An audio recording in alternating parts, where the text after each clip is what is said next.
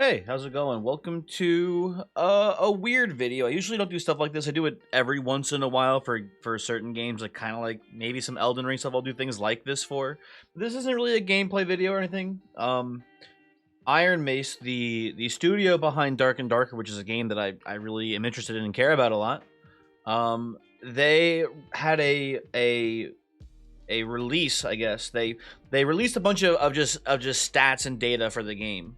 A lot of it's pretty interesting, and I thought it'd be pretty cool to make a video just kind of breaking down what, some of the stats that I'm interested in. I didn't include every single thing they released. A lot of it seemed, I don't want to say superfluous. It's not the right word exactly to describe it, but it's stuff that I'm not very interested in personally. If you want to see all of the data they released, I know they released it on their Discord. So if you want, you can find the Dark and Darker Discord channel somewhere. Didn't be too hard to find. I imagine they released it in other places too. But anyway, let's get into the actual data here, the things that I found interesting. And the first thing here is just, basically, user data, things like, peak players, things like that. Looks like they hit a little over, I mean, it's hard to say exactly, maybe 60, 65, 70K-ish peak users the day before Christmas. And then what's interesting here is specifically,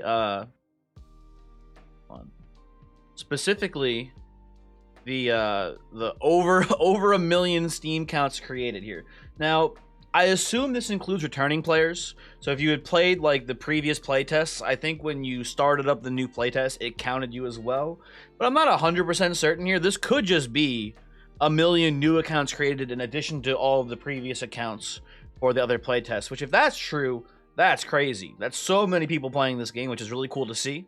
But I assume this includes all the people from previous playtests as well, who did actively play in this playtest. So a little over a million there, very neat. Coming down to the created character classes here. This is not play data. This is just the percent of all classes that were made, right? So leaning a little bit heavier towards fighter, ranger, and rogue. Leaning a little bit less into barbarian, wizard, and cleric, right? Interesting to see, but we shouldn't use this or anything to assess like how strong characters are. Just funny, just cool to see the rough average of how many characters were made, right? As far as like the breakdown there. Fighter makes sense, when you play a game like this, I think a lot of people will start with a fighter and then they'll branch off into other classes, see what they prefer. And yeah, and it makes sense that the spellcasters a little bit more complicated are the ones that are less created, right? And then as far as demographic breakdown by country, nothing too interesting here. I would have because I believe, and I might be wrong about this. I believe that Iron Mace is a Korean company. I would have expected maybe a little higher Korean representation, and then also just Eastern in general. I would have expected a higher Chinese player base too, maybe, but nothing too crazy here as far as the demographics. Maybe genre wise, you might, Escape from Tarkov, Russian developers. You maybe would expect some more Russian players as well to come over, but I mean, I don't know if 3% Russian is big or small. Harder for me to say.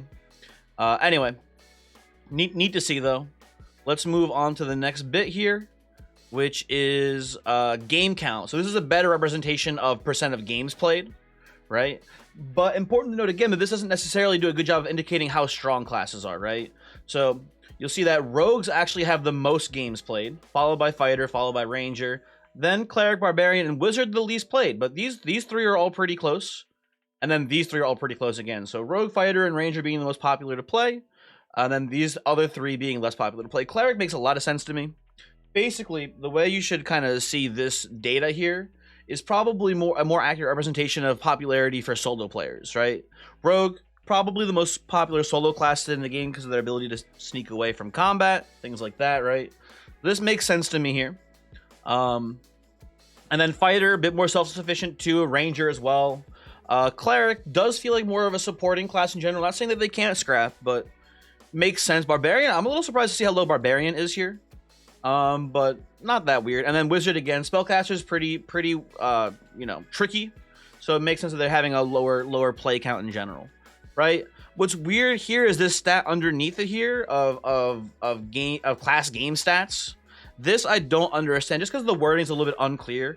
I assume total count down count means how many games players decided to delve deeper into the dungeon with the down portals. I don't know why that's listed here. It doesn't seem that relevant to the rest of the data that's in this specific list. Also, we have the maps here too, right? Percentage of maps played. I'm not that interested in that either. I just need to know that people don't go down very often. That's interesting to see. But I don't know. I am not super interested in this stuff here. For me, like the data as far as you know, characters being played, stuff like that is a lot more interesting. So let's look at this here as well. I assume total kill count. It must include like AIs as well, like fighting mobs, because there's literally no way, like the total kill count is higher than the total play count, which is literally impossible. So we can't ascertain much from this other than that I guess rogues are good at killing things, like a lot of things, I guess. Fighter, rangers, yeah, and then cleric, barbarian, and wizards also. I guess the general thing is that low play count and high kill count is a good thing. But I don't feel like this is data that I don't even understand it really either, is the problem, right? It's not very clear what this is even representing. But it's, I mean, it looks like in this chart, rogues and fighters are kind of better than rangers. And it looks like wizard and barbarian is like a little bit better than maybe cleric, kind of, but not really. I don't know. It's just strange. I didn't understand this one really too well, but mainly I included this for this chart specifically here. I thought it was interesting, right?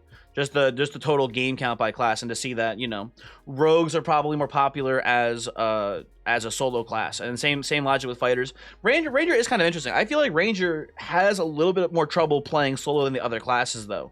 So I'm guessing it's just so dominant in multiplayer, in squad play, that it's seeing higher representation because of that. Anyway, moving on to the next one here. We've got just death count versus escape count, right? Which is pretty interesting. It looks like roughly every time you go into a map, according to this, you got about a 1 in 3 shot of living, right? I guess this doesn't include going down as well. Well, I guess this includes going down, right? So we can see again, play count and down count here, right? So, which is weird that it's a different number. I guess it's a different map it's listing here. I don't know.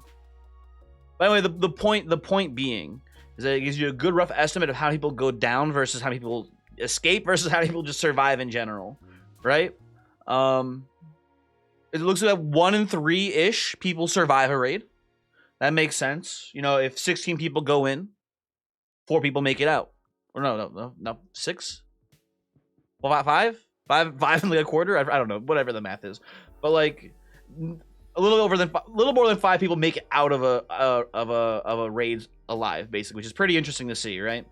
And then with the Inferno, the numbers here are really small, but when you go into Inferno, you got like a 50-50 chance of surviving. It looks like, roughly, right? That's neat to see.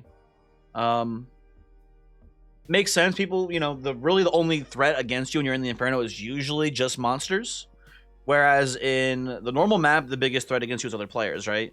So it makes sense that the players are a little bit more dangerous than the monsters are, but the Inferno also pretty scary. Anyway, looking at high rollers, numbers are more or less the same, right? About a one-third survival rate. And then Inferno about 50-50. Well, actually, you know what? For this one map, I guess one of the variants of the Inferno is actually really easy. Most people are surviving it. So that one, hey, maybe that one needs to be a little bit harder. Who knows, right? And then it looks like percentage-wise, people are much more interested in going down in the high rollers, which makes sense, right? You're already bringing really good gear. You're probably, you know, pretty confident. So it makes sense that people are going down more often in the high roller dungeons. Anyway, moving on from there, we've got statistics for fighting monsters, which I think is pretty interesting too. These are the most common killers of players as far as AI is concerned. And the number one, this makes sense to me at least. I think it's one of the more common and deadly enemies you see are just the skeleton footmen, right? Just the normal skeletons. I assume this includes both the sword variant and the sword and shield variant. I don't really see a distinction here listed for either of them. It would be nice to see which one's a bit more dangerous. I would guess that the normal sword is more dangerous. I think the shield makes them a little bit slower. So my guess is that the normal sword variant is the more dangerous one, especially for the elite versions and stuff. But anyway, that would be my guess, but hard to say exactly. So skeleton footman most dangerous, skeleton archer second most dangerous, yada yada. One cool thing, one really interesting distinction here is dark swarm is 6.11%, so that's just like the zone killing you. 6.11% deaths by zone here versus 11.64% deaths by zone in the high roller dungeons, which makes sense because the high roller, I believe, doesn't show you a timer for the zone closing and stuff like that. So I guess I would have considered that information not being very useful, but it's almost double the rate of dying to the zone in the high roller dungeons, which is kind of interesting. Might be also players being a little bit greedier, trying to say to the very end to loot a little bit more too in the high roller dungeons. Hard to say exactly, right? A decent number of deaths to traps. I would have expected wall spikes being more deadly than floor spikes, but whatever. I guess floor spikes are more dangerous. Who knows? And also in the high roller dungeons, makes sense. Also, less deaths to wall spikes and floor spikes. People are a little bit better at the game probably at that point, and they're less likely to fall for that sort of stuff. So interesting to see. Skeleton mages are a little bit lower than I thought they'd be too. They're a trickier enemy than archers and skeletal footmen, I would say. Their fireball in close quarters has really good tracking and it's hard to dodge, but I guess just there's so few skeleton mages that they just don't result in many deaths. I guess is just the general thing there, right? The chart below is just kind of saying the same stuff again, I guess, but in a less clear way. So that's interesting, but it's going day by day too. So I don't know. Let's move on. Next thing up. Oh, this is kind of just this is a breakdown of death by class, right? We can see that I mean, here's the thing too about this data that's also a little bit flawed. Fighter and rogue have more deaths by skeletal footmen, but they also have more play usages than the other classes. So it's a little deceptive here, right? Because you got, what is this, 1 million? You got 1 million fighter deaths, 1 million rogue deaths, and like 500,000 barbarian deaths to skeletal footmen. But if rogue and fighter are being played twice as often, it makes sense that they have, double the death rate. I don't think it's exactly twice as often though. So I don't know. Make of that what you will from this data. Going down to the high roller data, it's a little bit more interesting that that Ranger has apparently, just percentage-wise here, compared to the other classes, it looks like it has a lot more trouble than they had up here, right? I think it's kind of interesting. Again, this data, it's hard to ascertain because it's flat numbers as opposed to like percentages of deaths. I would have much preferred percentages so to get a better idea of how they're doing, I guess. But what are you gonna do, right? But yeah, looks like according to this, Ranger's having a bit more trouble in high roller than in normal dungeons. I don't know why. Not sure why exactly. Hard to say, but maybe something to do with, you know what I bet it is actually, because you know what the skeletal footman is pretty high, but also really high is the skeleton archers. I bet a lot of players go into the high roller dungeons and expect archers to die in like 1 or 2 hits, and they don't go back into cover and they get clipped an extra time because the skeleton archer takes 3 hits to kill in the high roller dungeon instead sometimes. That would be my guess. Hard to say though. Hard to say. Let's move on, and we'll go all the way over here to the left to start talking about perks here. Now you're gonna have to forgive me because I don't have a 100% encyclopedic knowledge about every single perk in this game and what they do and things like that. But I have a good sense of it, so I'll try to maybe I can pop up. Actually, let me pop up. Is there a Dark and Darker wiki page? Hold on. We're doing this live real quick. Darker wiki. You got a wiki page? There's kind of a wiki page. Does it show anything useful? I don't think so, actually. Oh no, maybe classes. You got like a perk page, maybe. I don't think they got a perk page.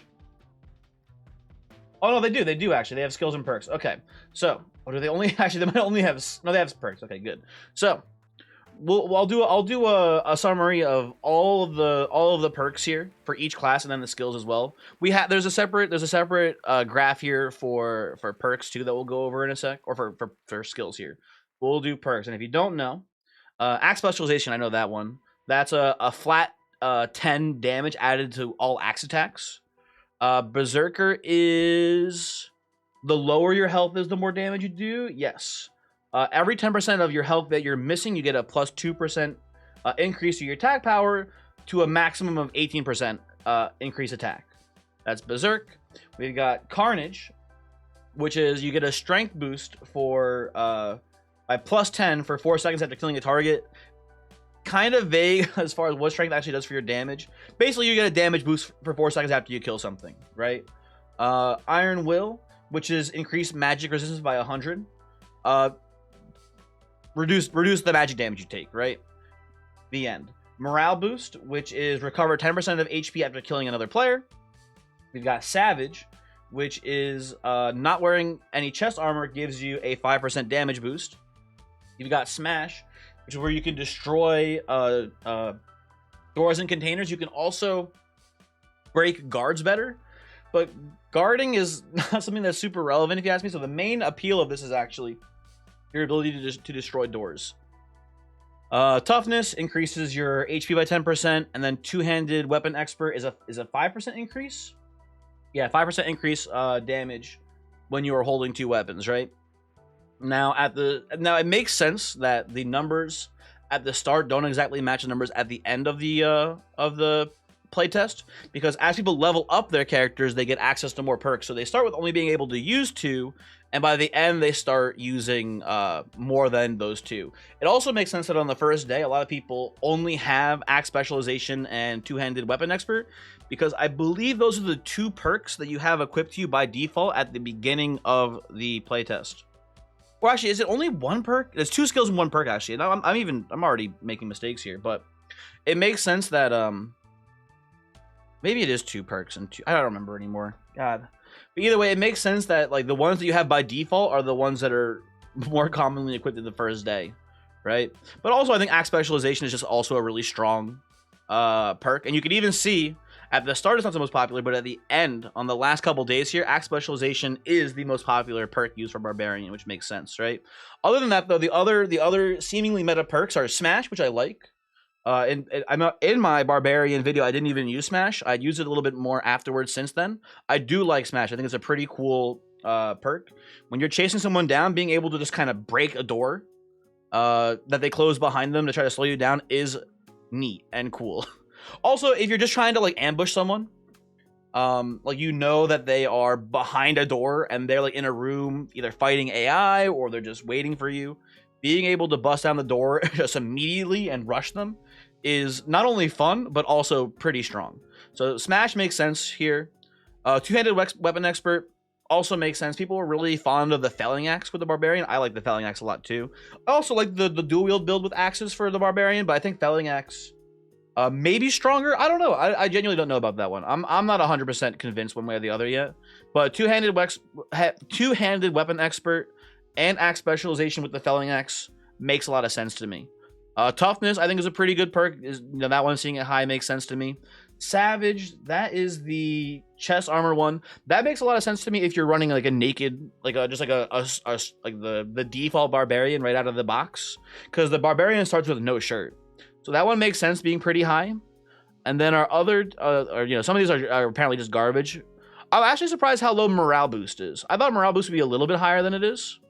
But I think it's not bad. If you are damaged, right? If you think about the toughness perk, right, versus morale boost, they're better in tandem, right? Because having more max HP means that that morale boost heals you more. But if you are in a fight and you're taking damage throughout the whole fight, you're getting chipped away a little bit. You're a barbarian, you have a big health pool, it makes sense, right? But if you kill 2 people in a fight, morale boost effectively gives you more HP than toughness gives you, right? But that's if you kill 2 enemies, so that's not going to happen every time. But I'm a little surprised how low morale boost is. I think it's not terrible. I don't like it that much, but I think it's like not the worst perk. So I can see this, maybe seeing more play in the future. Carnage, that is the strength one after getting kills. Yeah, that one's pretty terrible. Berserker, it's okay. It's not amazing either. This makes sense to me. Nothing here is too crazy as far as perk selection goes. Anyway, let's move on to the Ranger next. Ranger is really interesting to me too. There's a lot of different ways you can make your Ranger, I guess. Let me pull up the Ranger perks here so I can read them off to you. We've got Crossbow Master here, which is increase crossbow reload speed by 50% and increase move speed by 50% while reloading the crossbow. You have Enhanced Hearing, which just allows you to hear players more, like from farther away, right? Or I should say it specifically says in the tooltip here, can hear enemy footsteps from further away. I assume it's all noise from further away, but maybe it is really just footsteps. I'm not sure. Either way, makes sense. We have Kinesthesia. Maybe I'm saying that wrong, I'm sorry, but that one is the ability to move faster while drawing your bow. We have Nimble Hands, which I believe is faster shooting speed. You get 15% faster shooting speed with Nimble Hands. Range Weapon Expert, is that just like the 5% increase with ranged weapons? Yeah, 5% increase physical power with ranged weapons, okay. Sharpshooter has 15% increase to headshots. Spear Proficiency, which is the ability for your ranger to use a spear. Tracking, which lets you see enemy footsteps, and then Trap Expert, which lets you place them down faster. Rangers can already set traps, so I guess this lets you set them faster than before. Now, looking at the breakdown, we start with Nimble Hands, Range Weapon Expert, and Sharpshooter all being pretty high, which makes sense. Tracking, also surprisingly high. I'm not a big fan of tracking. Usually, in my opinion, Enhanced Hearing is better for detecting people, as far as hearing them from further away, like detecting enemies. So I'm not a big tracking fan because the tracking doesn't last a super long time. Like the footprints on the ground don't stay there forever. They go away after, like, you know, my guess is maybe 15-20 seconds. So I don't find it being that useful. I'd much rather personally have Enhanced Hearing. I think it's very weird, and you'll see that tracking doesn't get super high, but I do think it's weird how high it is. Anyway, we have, what's I talking about? Oh, here's the first day perks. You have Tracking here, Sharpshooter, Range Weapon Expert, and Nimble Hands. All make sense to me. I'm a little surprised at how low Kinesthesia is, and it does get higher as the playtest progresses here. But I find that being able to move faster while shooting is pretty important, because, like, a lot of times you want to kite. You want to move backwards, and you want to shoot, and you want to have that move speed so you're not getting slowed down, and you're not getting, like, caught by melee characters. So I don't know. This is I would have thought this was a little bit higher. I would have thought definitely Enhanced Hearing was higher. Crossbow Mastery being low makes sense. And I've had people tell me that Spear Proficiency is actually really cool with Rangers. It's something that I want to try out more. I didn't really try it out much in the last playtest, which I'm regretting. But I've had people really tell me that, like, Spear Proficiency is really sick for, you know, it's a good weapon in general. So Rangers having it is pretty cool. I'll have to play it more. I'm a little surprised how high Sharpshooter is. Nimble Hands obviously makes sense. Nimble Hands makes sense. Range Weapon Expert makes sense. All that is fine. But when I play Ranger, I usually don't go for headshots unless I'm going for, like, an ambush, right? And I have, like, a stationary target. So I'm surprised how many people take Sharpshooter over. Like, my general loadout here is, like, these four. This is what I usually rock when I'm playing a Ranger. So I'm surprised how many people opt for this instead, right? I find Enhanced Hearing to be pretty valuable, but I don't know. I guess that, you know, that's just me. Let's I don't know why I went, like, I'm going left to right when we could have gone down instead here, but let's keep going left to right. Let's go to the Barbarian. Oh wait, no, shit. Hold on. We already did the Barbarian. We did it over here. So I guess I am supposed to go down. Okay, my bad. Never mind. Okay, so Cleric. The class I have definitely played the least, so I'm not going to have very good input about what is good or bad here. But I'll go over the Cleric perks real quick. They have Advanced Healer, which increases the base healing by 5. They have Blunt Weapon Mastery, which increases blunt weapon damage by 5%. They have Brewmaster, which removes the negative effects of being drunk. Or I guess specifically it says here the visual effects, but I think drunkenness also gives you, like, a move speed reduction. And I could have sworn that when I played the, because the thing here, it's not really, I don't remember it saying that it just, you don't see the drunk visual effects. I could have sworn that the Brewmaster perk said that it removed all negative effects of drinking alcohol, but I don't remember. Either way, Brewmaster is just a weird and kind of bad perk, so we don't have to worry about it too much. We have kindness, which heals itself for 15% when healing another. We have perseverance, which reduces all types of incoming damage by 3. That's kind of interesting. We have protection from evil, which is the duration of harmful dots is removed by 20%. We have requiem, which reviving an ally brings them back with 25% HP. And then if you use a alter a sacrifice to bring someone back, you don't lose any HP for doing it, right? And then we have undead slaying, which increases damage bonus by 20% when attacking undead, right? So a lot of these perks are weird. Brewmaster just seems horrible because alcohol doesn't even help you that much. Like the ales and stuff aren't even that big of a benefit. So it makes sense that this one is fucking dirt terrible.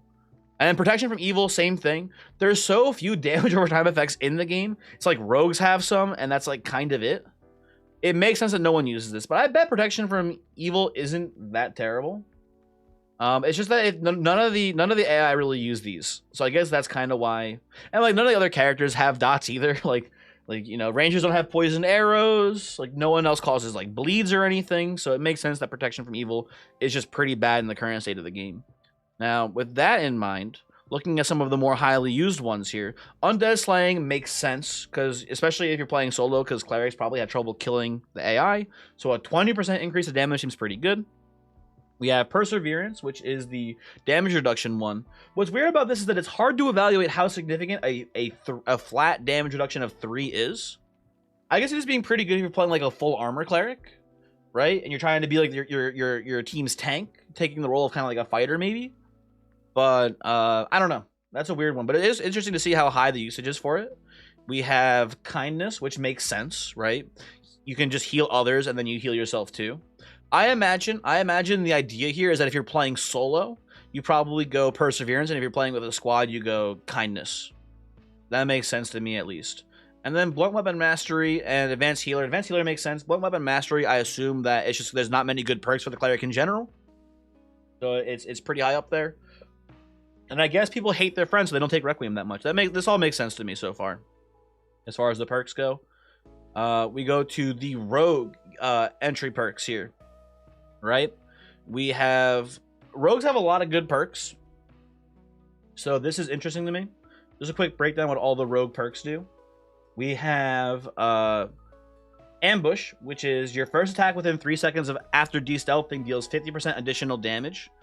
I think specifically physical damage, which is important to note here. The note in the wiki doesn't say that, but I'm pretty positive it's 50% physical damage. I don't think it applies poison 50% increased.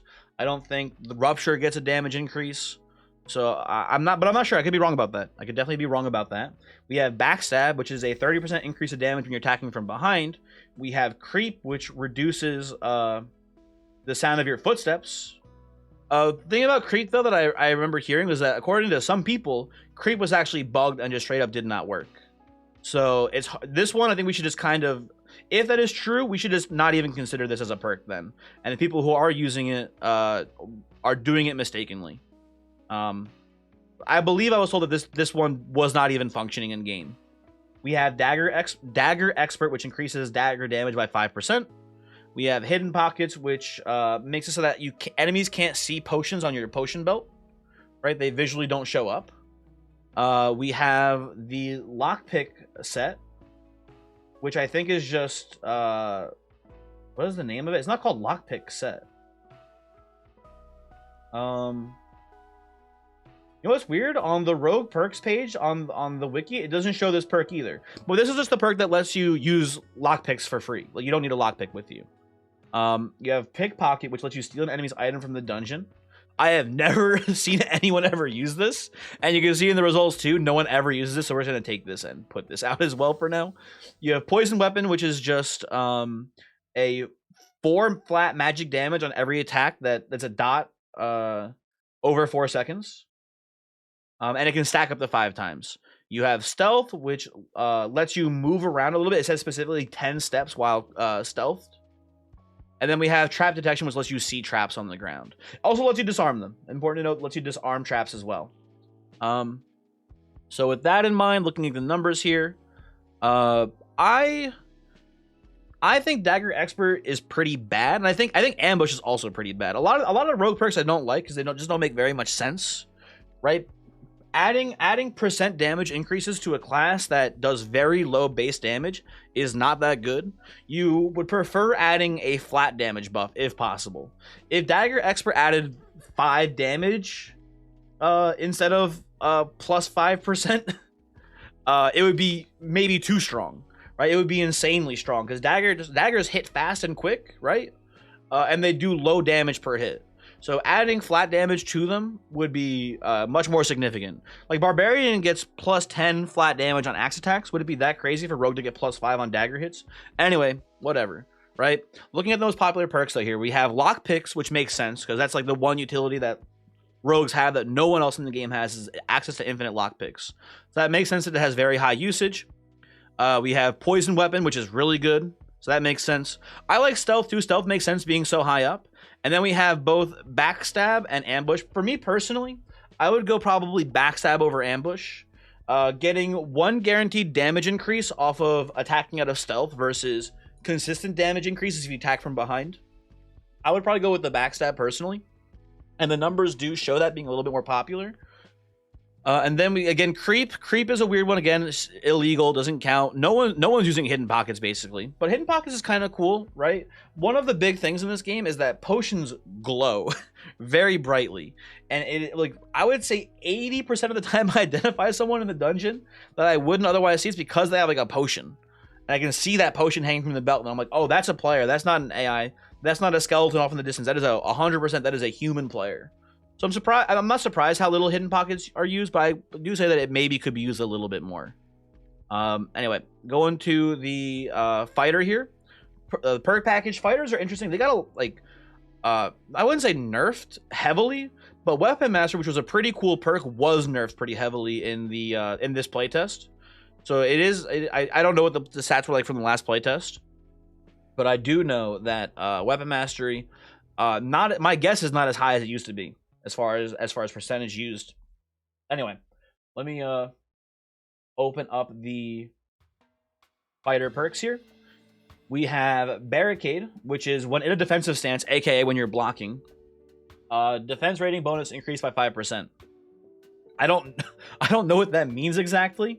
I guess when you're blocking, if you do get hit, you take less damage, is more or less what Barricade means. Now, me personally, I hate shields in this game. I just don't use them pretty much ever. I find that attacks aren't telegraphed enough to actually determine where an attack is coming from. So attempting to block it is just, I feel like, not worthless, but I would say not worth doing. The exception being Rangers. It's pretty, Rangers are always aiming for like your head and upper body, I feel like, pretty consistently. So holding the shield and just looking like straight up usually does a pretty good job of blocking most range attacks. But other than that, this perk just seems garbage, right? And the numbers there show that.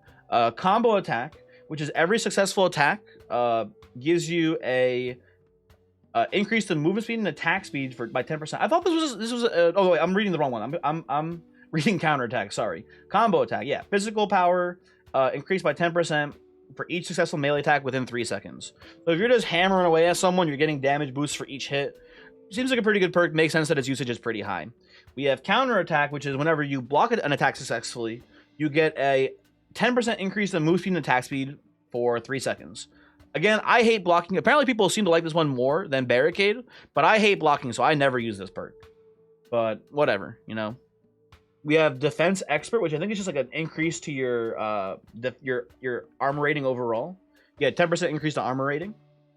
We have Dual Wield, which is equipping weapons in both hands increases attack speed by 7%. Not very good. It could be a cool perk if it was more than a 7% increase to attack speed.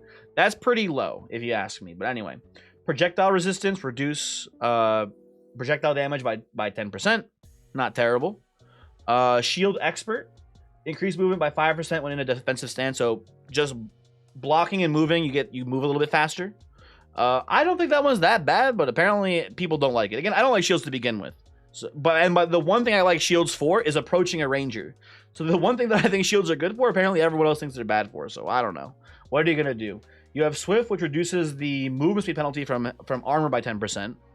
And then we have Weapon Mastery, which is being able to use any weapon. However, you do get a 20% increase to physical damage when using a weapon that is not a fighter weapon, right?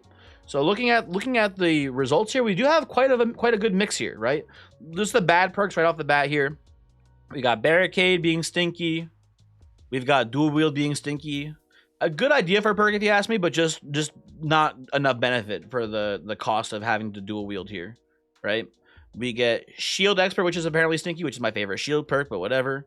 And then looking at like the last day of playing here, or last couple of days of playing here, it looks like the big ones are Combo Attack, which makes sense to me. Combo Attack I think is pretty good. Defense Expert makes sense. Swift makes sense, and then like Weapon Mastery, Counter Attack, and then like also Projectile Resistance all are kind of in the mix here.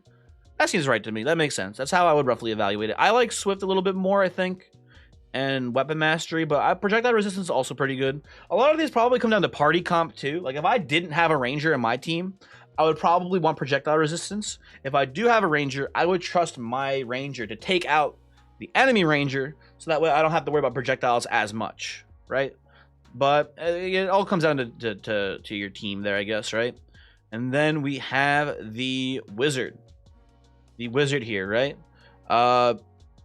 Wizard's kind of a weird class, because they have a lot of spells that depend on spell types, but like there's like 2 different spells that revolve around arcane spell casting, but there's only like 2 arcane spells and only one of them even deals damage. So it's just the perk system for wizards feels weird until they flesh out the spell book more, if you ask me. Anyway, let me open up the wizard perks here. We've got show me all the spells first. Hold on a second. Wizard perks. So on here we have Arcane Feedback, which is dealing arcane spell damage increases your spell casting speed and base magic damage by 1% per stack. Max of 5 stacks. Bonus duration lasts 7 seconds and resets with each successful attack. I don't remember all of that being in the description of this, but according to the wiki, that's what it does. Also, I didn't remember it being a max of 5. That's kind of weird. By the way, the intended purpose of this is to use Magic Missile, right? You hit with Magic Missile, and then the Magic Missile buffs your next Magic Missiles, and you just get a cascading effect of getting bonuses. However, the numbers are just too small for this to be good, I feel like. So, I don't know. I don't like it. Up next, Arcane Mastery. Increase the magic damage of arcane spells by 5% and reduce casting time of arcane spells by 1%. This just seems better. Also, yeah, I'm pretty sure the tooltip here in the wiki is wrong. I don't remember it saying anything about having a max stack of 5. Because why would you even use this over Arcane Mastery? Arcane Mastery just gives you a flat 5% for this. There is no reason, unless you want to use both of them. If you're really committed to using Magic Missile, sure. But there's no reason to use Arcane Feedback when Arcane Mastery just gives you the exact same benefit all the time. So, I don't know. I think the wiki is probably wrong about what Arcane Feedback does here. Either way, Arcane Feedback is just kind of whack. Anyway, moving on next, we have Fire Mastery. Fire Mastery increases the magic damage of fire spells by 5% and increases burn status by 2.5%. I like this perk. I think this is a pretty solid perk. Just because I like the Fireball spell quite a bit. Although apparently... Oh no, I'm looking at the wrong color. People kind of like it. It actually started off not that popular and then got more popular throughout the playtest. I'm a Fireball stan, I would say. So I like Fire Mastery. It seems pretty good. We have Ice Shield, which is increased armor rating by 20 and inflicts frostbite on melee attack targets for 0.5 seconds. I don't know what frostbite does. I don't know if anyone knows what it does. So, getting a flat 20 armor is not the worst thing in the world, but there's probably better perks, and also it's kind of reflected here that it's not that popular. I think people probably just didn't take it because they didn't know what frostbite meant. We have Mana Surge, which is... Where is that? Mana Surge. Increased magic damage bonus by 5%. So just a flat 5% damage bonus to all of your magic. Which, you know, it's popular. It makes sense, right? We have Melt, which is fire damage reduces target's physical reduction bonus by 10% for 5 seconds. Basically, you hit someone with a fire spell, their armor is reduced by a little bit for 5 seconds. Terrible perk. Very bad, and again reflected, no one uses this one. We have Quick Champ, which increases casting speed by 20%. As you can see, everyone loves this perk. It's a very good one. Makes sense. We have reactive shield, which is when you get hit by damage, you get a temporary shield that blocks 10 damage, and it lasts for 3 seconds. And according to the wiki page, nobody knows what the cooldown is or something. I don't know. It's kind of weird. But reactive shield, again, this is like one that's not really super well explained. I don't know if reactive, because the name would make it would imply that you get hit and the reactive shield pops up, blocks the hit. But I think in practice, what actually happens is you take the full damage from the hit you've been hit by, and then a shield pops up. Oh, I guess no, that would be proactive shield if it popped up preemptively. Never mind. Actually, the name makes sense. I take it back. Sorry. But yeah, so it creates a shield after taking damage, and it blocks 10 damage afterwards. So if you're getting hit multiple times, pretty good. The problem is, like, it only lasts for 3 seconds. So unless you don't get hit immediately, it doesn't really do anything. So it makes sense that it's not very well used. And then we have Sage, which is increased knowledge by 10%. Also, not necessarily an essential perk. If you already have enough knowledge through your equipment, you don't need to use this. You can use something else instead. But it makes sense that it's pretty high up here. Looking at the breakdown here, a little surprised to see Arcane Mastery higher than Fire Mastery as far as overall usage. I've had more success killing players with fireballs than I have with magic missiles. But I've also had success killing people with magic missiles too, so maybe that's more of a me issue. It makes sense that they're pretty well split though, right? But yeah, that's about it. And then also, obviously, Mana Surge, Quick Chant, and Sage are all pretty good perks too. And the other ones are much all doo-doo. Now moving, we spent a lot of time on perks. We're also going to go over skills now too. It should be a little bit faster. Going back to the Barbarian here. Going back to the Barbarian, we've got their skills, right? Barbarians, maybe the only class in the game that only has like, oh no, actually Rogues also only have 4 skills. But Barbarians only have 4 skills, and I'm surprised how evenly this is split. A lot of the Barbarian skills I don't like very much, also mainly because I think one of them just doesn't work, but I'm not certain about it. I don't know for sure. But every Barbarian should be using Rage. I think it's the best Barbarian skill. You just get a speed boost and a strength boost for a couple seconds, and then your defense is reduced. Right? But Barbarians don't even care that much about defense to begin with. I'm surprised that percentage-wise this isn't higher though. Up next we have Reckless Attack. Next hit ignores 70% of enemy defense. I think this was pretty high just because it starts on your skill bar by default. I don't like Reckless Attack that much. We have Savage Roar, which frightens NPCs within a 7.5 meter range for 6 seconds and reduces their damage bonus by 20%. This one I didn't realize, and it makes sense that it kind of had a little bit of a rally here by the end of the playtest to beat out Reckless Attack. I didn't realize this is like literally like all non-boss AI enemies. This like stuns them for 6 seconds straight. This is really good for fighting AI. It's not that good for fighting players, obviously. I think they do get the damage reduction from the Savage Roar, but I am surprised at how strong this ability is and how it like. I'm more surprised at how many people use Reckless Attack in Warcry. Basically, Warcry increases the max HP of you and your party by 25%. My only problem with this perk is that I can't tell if it actually does anything when I use it in game, and my suspicion is that it might not be working correctly. Because if I am partially damaged and I use Warcry, my health bar doesn't increase or decrease or whatever, right? And then if I've had times where I've used Warcry, have taken damage and ended the Warcry afterwards. Like I don't get what Warcry does. Basically, I can't tell if it actually gives you HP or if it just increases your max HP and doesn't even show it. Warcry is weird. I don't know. I know what it's supposed to do, but I don't know if the implementation of it is correct. I think the reason why it is so low is that other people also don't know if the implementation of it is correct. So that's probably why it's not being used that much. We'll go to Ranger next. Go to Ranger next here. I think I know what all of these do, but just let me pull it up here just to make sure I'm not lying to you. So we have Field Ration, which recovers a flat 25 HP. I thought it was 25%, but maybe it's just flat 25. Anyway, so it recovers 25 HP, 30-second cooldown, and it has 3 uses. Can be restored at a fire as well, so you can get a little bit more out of it. You have a multi-shot, which is when you knock 5 arrows onto your bow and fire them all at the same time in a horizontal spread pattern, right? I am surprised at how little this perk gets used, honestly. I should probably pull this over a bit more. I'm surprised at how little this perk gets used. I like it a decent bit. We have Quick Fire, which fires 3 arrows in rapid succession. Also, genuinely... Oh, wait. Oh, I'm sorry. I mixed up Quick Fire and Quick Shot. Quick Fire increases your action speed by 50% for 5 seconds. You can get a couple shots off faster than normal with Quick Fire. That one makes sense for being bad. We have Quick Shot, which you'll see every damn ranger in the game use. People love this skill. It's very good, obviously. It's why people use it. But this one lets you fire 3 arrows in rapid succession. And then True Shot increases the shot speed of your arrows. So it's easier to get hits from farther away. Not very good, though. I am shocked at how dominant Field Ration Quick Shot is.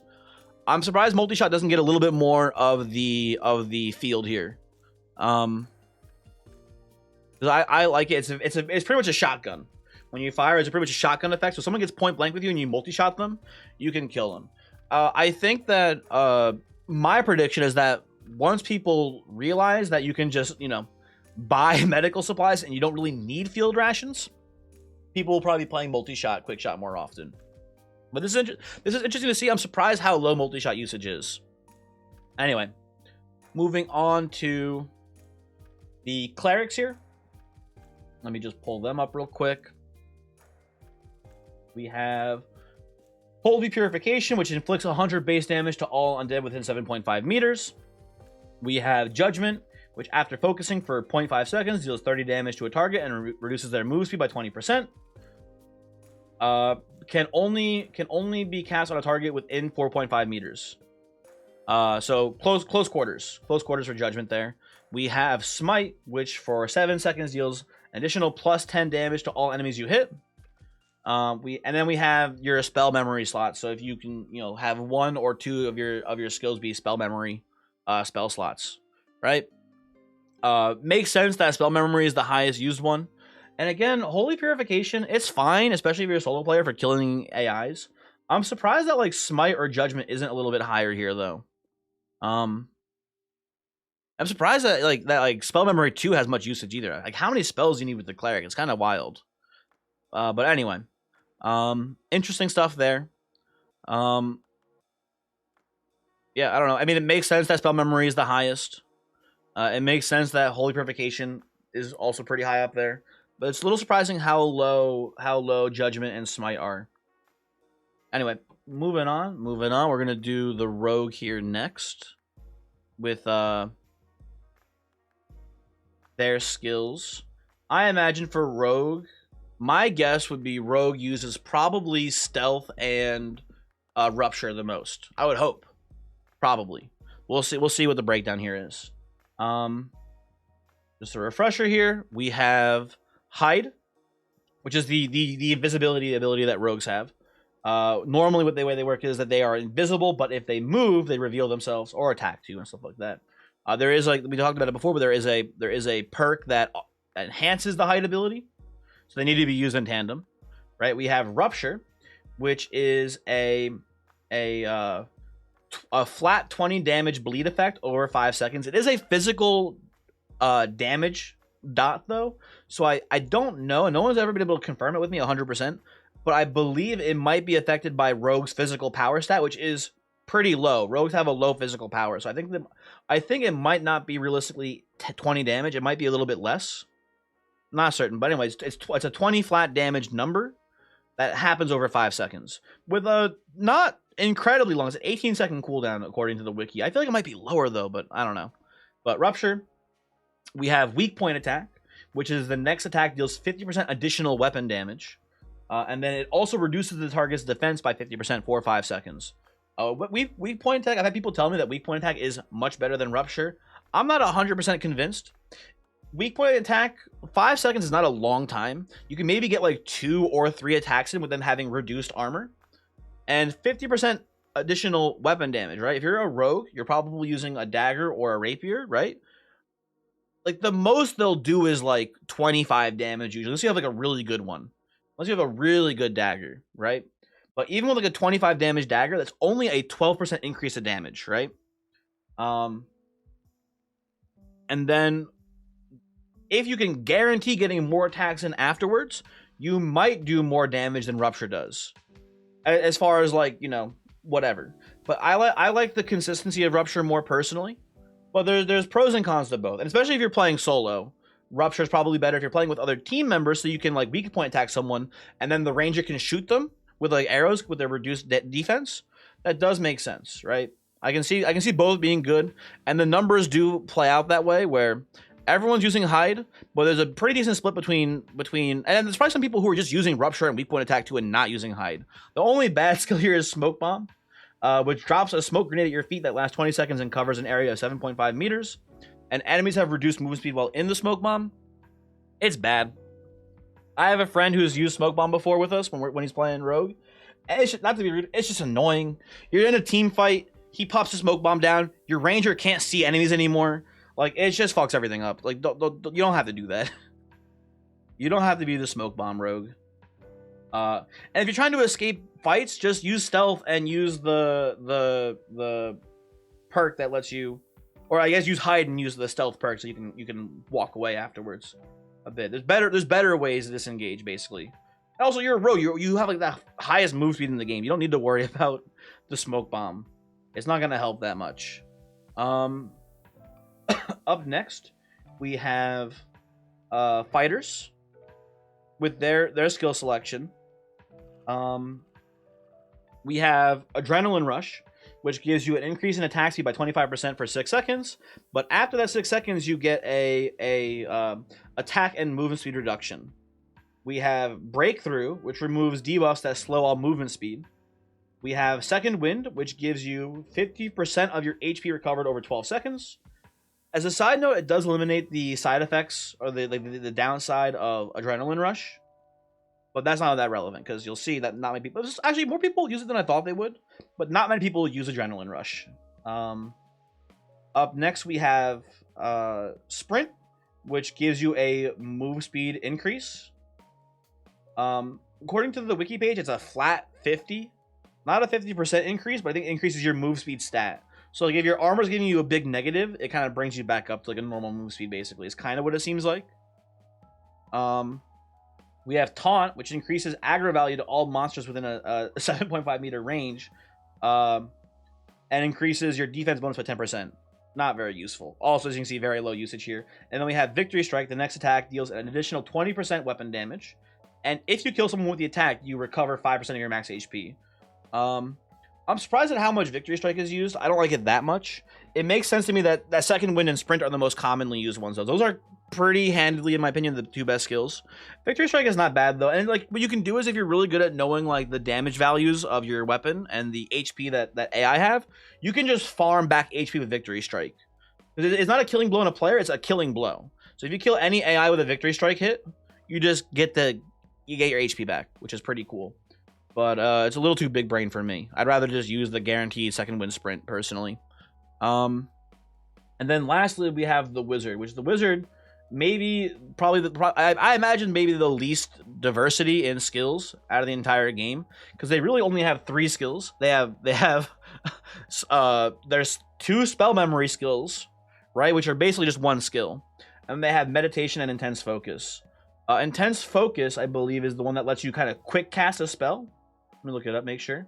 Oh yeah, so Intense Focus, reduce the casting time of your next spell to 0.1 seconds. So you basically get to just cast a spell really quickly without charging it, which is cool. The problem with this perk, though, is that you can't... You need to have spell memory in order to cast spells. So you need at least spell memory and Intense Focus, and if you're using that, you can't use Meditation. And Meditation is a really cool perk. You get to sit on the ground for a couple seconds and recharge your spells, which I would argue is essential. Maybe. I mean, I don't know. Maybe not. So apparently, some people are going in here with just spell memory 1 and 2, and that's enough for them. Which, hey, fair. But for me personally, I usually go spell memory 1 and Meditation, and that usually works out pretty well for me. Makes sense that Intense Focus is like not be used very much, But I can see the argument for people using intense focus, because if you're just good, you don't need to recharge your spells. You can just use the spells you have, kill people, and then leave the dungeon. But I don't like that philosophy that much. I think this makes sense to me here. Anyway, that's that as far as perks and skills go. Let's move on to we already saw this before. Yeah, we looked at this when we were looking at the other one. So let's move on to what's next here. The actual spell selection. This is pretty interesting to me too. What's interesting about this is that your spell selection is limited by your knowledge stat, right? So going over the spells, I'll have the wizard page open, so we'll just go over wizard first because it's here. Basically, the way spells work is that the tier of spell indicates how many points in knowledge you need to use them. So a tier 1 spell requires 1 knowledge, and it's a flat thing. If you have 15 knowledge, you have what we'll call knowledge points here. If you have 15 knowledge, you have 15 knowledge points. If you have a tier 1 spell that takes up 1 knowledge point, a tier 2 spell costs 2 knowledge points, all the way up till tier 6. Tier 6 spells cost 6 knowledge points, right? Hopefully that makes sense there. If you haven't played one of these before, kind of weird if you're watching this and you haven't played. I mean, if you haven't played and you don't care about spellcasters, you can skip to the next, I guess, section here, right? But anyway, so we have, to explain all the wizard spells real quick, we have Zap, which is just a little lightning bolt that you cast that's very low damage. Apparently it also burns them for 1 second, but it's just like a weak spell. And it's a tier 1 spell with 6 cast usages, right? You have Light Orb. I'm just going through on the list here. We could go in the list of being listed here, but I'd rather just go through the tiers. So you have Light Orb, which casts a floating ball of light. That's it. You have Ignite, which sets the target's weapon on fire. So you enhance someone's sword with magical fire. That's a tier 1 spell, and it has 6 casts as well. Moving on to tier 2, we have the Slow spell, which slows the target's movement speed by 40% for 2.5 seconds. We have Ice Bolt, which on hit deals magic damage and reduces the target's movement speed by 15% for 1 second. According to the wiki pages, are actually damage numbers here. Hard to say how reliable these are because I don't know what the perks the person's using is when they wrote these down. According to this, though, it's 48 damage to the head and 32 damage to the body. That's higher than I thought it was, but it is a pretty slow-moving projectile. Something to keep in mind there. Going on to tier 3 spells, we have Magic Missile, which has... I didn't mention it before. Slow has 5 casts, and Ice Bolt has 6 casts, by the way. Not that matters too much. We have Magic Missile, which shoots out 10 homing magic missiles that deal 12 damage per hit. Moving while casting the spell does interrupt it, though. So you have to stand still and fire them. So here's what I don't get. Like, whoever made this, like, these damage numbers on the wiki page here, listed it as 19 damage to torso. This person must have, like, spell augments to their damage numbers or something. Because they're hitting the training dummy in the lobby, it seems like. I don't know, whatever. Either way, tier 3 spell fires 10 missiles, but you have to stand still to use it. Going on to the next one, we have Haste, which has 6 casts. Also, I should mention that some of these spells do have like typings. So like Zap is a light type spell. Ignite is a fire type spell. Slow is a light spell. Ice Bolt is a water spell. The only really relevant spell types right now in the game are fire and arcane, though. So I should mention that Magic Missile is an arcane spell. Ignite was a fire spell, but I don't know if that actually matters either. But anyway, whatever. Haste, 6 casts, light spell. Target gains a 14% action and move speed bonus for 12 seconds. Action speed, I believe, is like pretty much almost like, I think it includes attacking and then also opening things. I think those are both under action speed, but I'm not 100% certain on that. But yeah, that's what Haste does. That's a tier 3. Moving on to tier 4, we've got Lightning Strike, which is a 5-cast light spell, which after 4 seconds, a bolt of lightning falls in the targeted area, dealing spell damage. I don't know if you've ever casted this spell, but I have. It's not 4 seconds. It's not 4 seconds after you cast a lightning bolt comes down. It's probably 0.5 or maybe 1 second. That's weird. And it says that in the game too. It's not just the wiki being wrong about this. It's not that long. But whatever. Also, another arcane spell, Invisibility, has 5 casts. Target becomes invisible and gains a 10% move speed bonus for 4 seconds. And you can move. Unlike Rogue Stealth, you can move during this. Important to note. Very important to note here, when you cast Invisibility, your footsteps are still making noise. I've had plenty of times, just a fun fact here, where wizards have cast Invisibility in the middle of a fight and I tried to run past me, and I could just hear them and still chase them down and kill them. So, something to keep in mind there. Invisibility does not make you unhearable. Apparently you can cast on other people and yourself, though. I didn't realize you can cast it on other people. I've always just cast it on myself. That's interesting. Up next is Fireball. You have 5 casts for this. And it shoots a fireball that causes 30 direct damage and 20 splash damage and knockback to nearby targets. If you get a direct hit, it is 50 damage, I'm pretty sure. It does, the splash damage is applied to the person if you make direct contact with them. And then also it burns them too, it ignites them, so they take a little bit of damage over time too. Well, I said before, didn't I, that like there's no other dots? I guess wizards also have some dots on them, I should mention. But my bad before, if I just said before that poison was the only one, there is like, I guess, fireball too as a dot. Anyway, and then the last spell in the game for wizards, Chain Lightning, which is a tier 6. We skip over from tier 4. There are no tier 5 spells in the game right now. Tier 6 Chain Lightning, which is a nightmare spell because it just electrocutes 3 targets. Or I guess technically it can jump up to 3 times. So I assume technically 4 targets. This spell is the best way to kill yourself in this game. It is so easy to fire a Chain Lightning at someone and have it bounce back and hit you as well. It says it can transfer to others within 400 meters. That doesn't seem right, though. That might be maybe 40 meters, maybe 4 meters. I don't know. 400 meters seems a little long range, though, for it to bounce back. But yeah. You can hit yourself. You can have lightning bounce back to you, though, with this. Very important to note.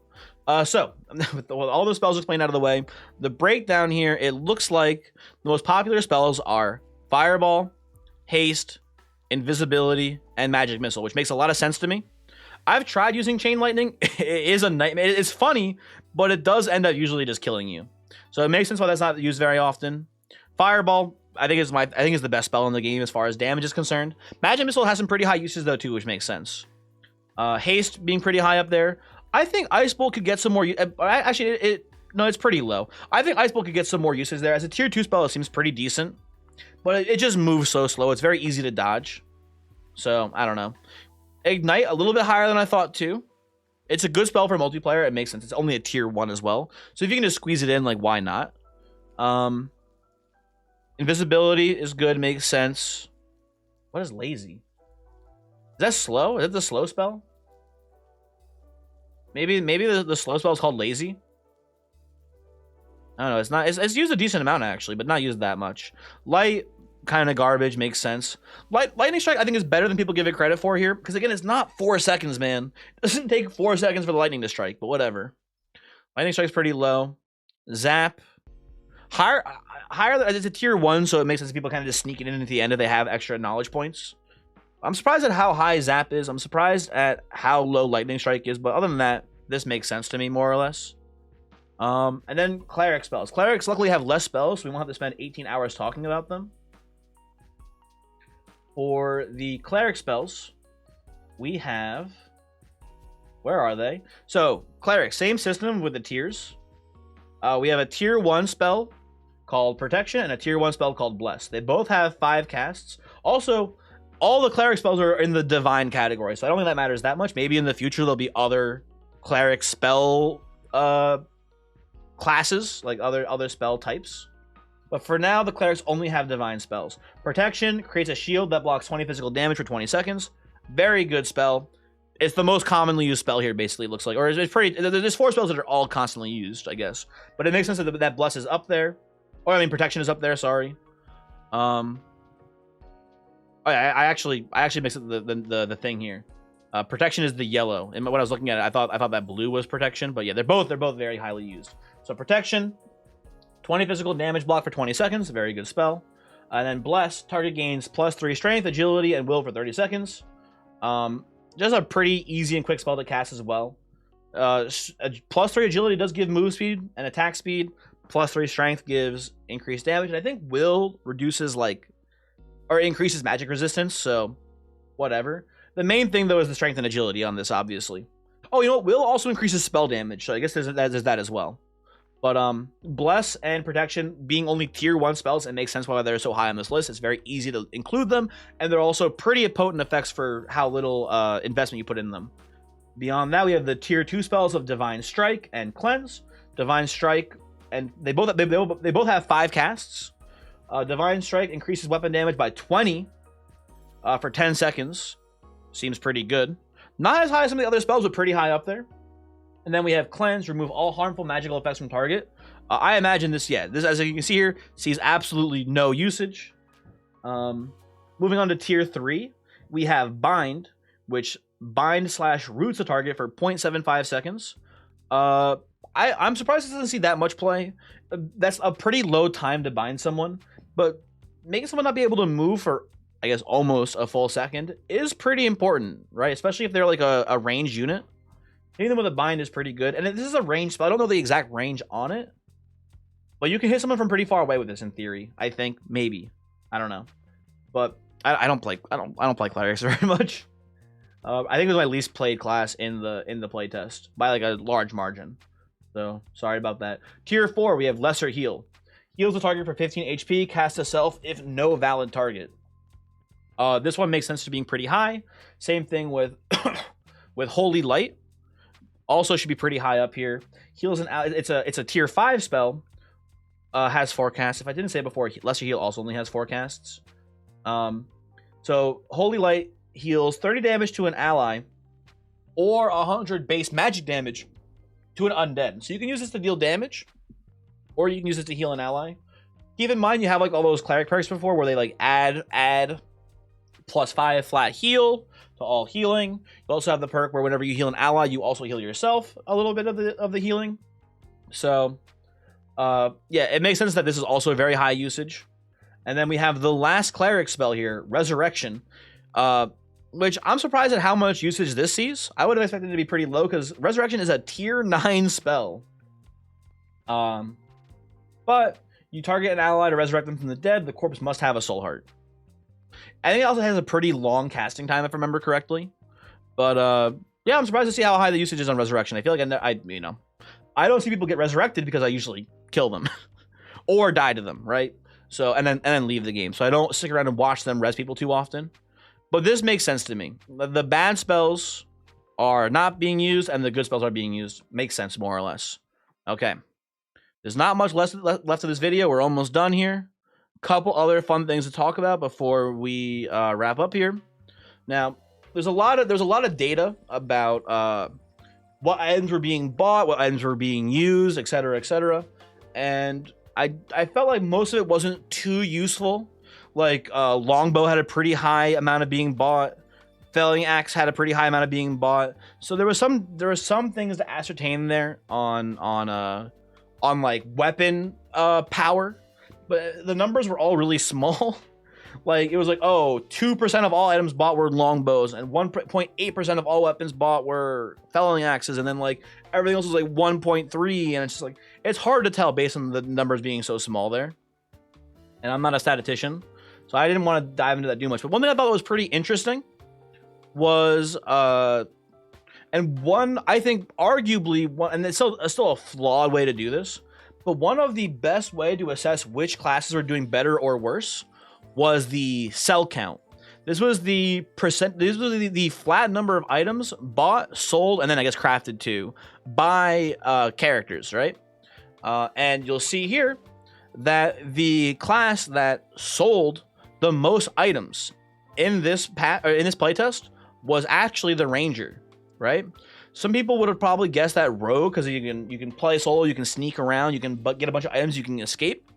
But actually, the reason why I'm mentioning this is that the way that one of the best ways I think we can evaluate just overall